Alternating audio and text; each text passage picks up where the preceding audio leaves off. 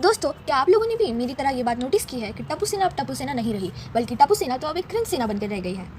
वो टप्पू सेना जो पहले अपनी उम्र से भी ज़्यादा बढ़कर काम किया करती थी, अब जब वो बच्चे सारे इतने बड़े हो गए हैं, वो अब तो कुछ काम करते ही नहीं, बस एक कोने में बैठ के रिएक्शंस देते रहते हैं। उनका मानो इस शो में कोई योगदान ही नहीं है।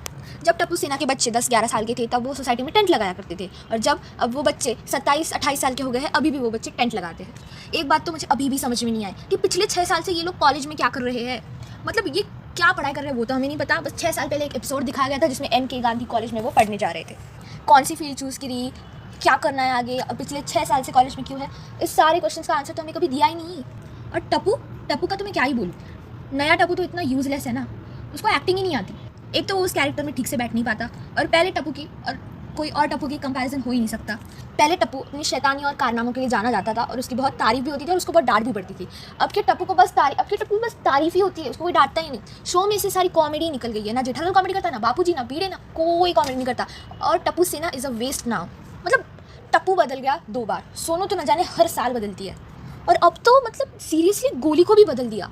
लाइक सीरियसली, बचा कौन? गोगी और पिंकू हो या ना हो किसी को कोई फ़र्क नहीं पड़ता, बट गोगी है, वो बेचारा बच्चा भोला अभी इतना, मतलब लिटरली उसको अभी भी वो लोग शॉर्ट्स बना के घुमाता है। बट अगर आप लॉजिक लगाओ ना, तो अभी वो एक 25 साल का लड़का दिखाया गया है।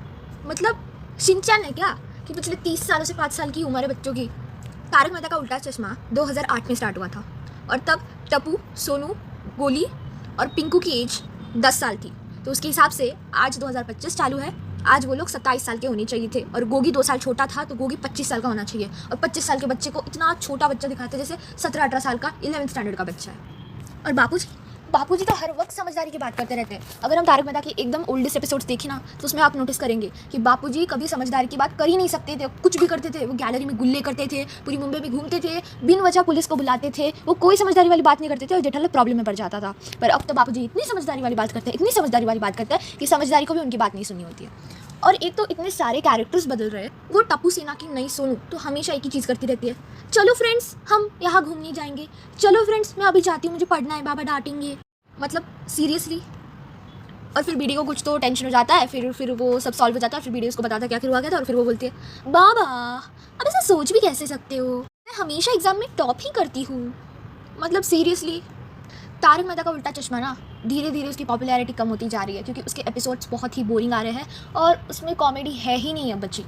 और जो जैसे तैसे ज़बरदस्ती वो जोक्स मारते हैं, और उस पर ज़बरदस्ती हंसते हैं, लेम जोक्स मारते हैं। पहले तारक मेहता में जो ह्यूमर था ना, वो अब नहीं रहा।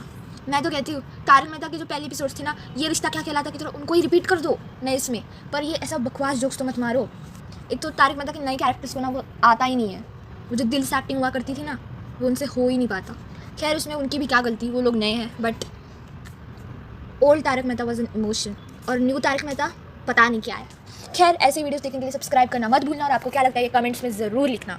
और ये वीडियो जितने लोगों से शेयर कर सकते उतने लोगों तक शेयर करना, ताकि उनको भी पता चले कि वही सिर्फ नहीं है जिनको ये सारी चीज़ें लगती है, बल्कि इस दुनिया में से बहुत लोग हैं जो तारक मेहता के फैंस हैं, पर उनको लगता है कि तारक मेहता डिग्रेड कर रहा है।